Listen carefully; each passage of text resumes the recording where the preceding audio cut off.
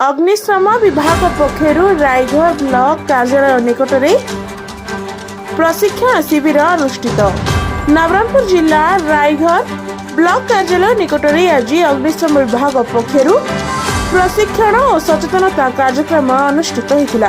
हठात निया लगिगले किभली सेथिरु निजको रक्षा करबा और गैस रे लागिथिबा निया को किभली आयत्त करबा आदि संपर्क में अंगनवाड़ी कर्मी मानकु प्रशिक्षण देवा सह सचेतन करथिले।